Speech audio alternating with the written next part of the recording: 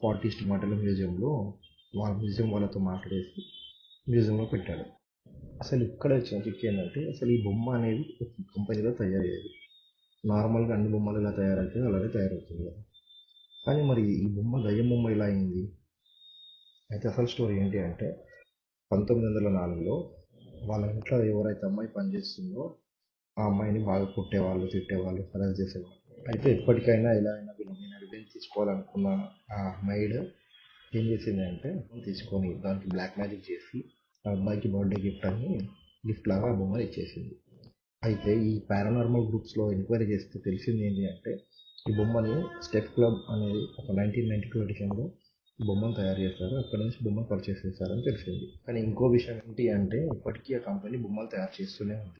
అయితే అసలు ఈ బొమ్మ ఈ మేడ్ ఎక్కడి నుంచి కొనుక్కుందని ఎంక్వైరీ చేస్తే 1904లో ఆ బొమ్మని ఒక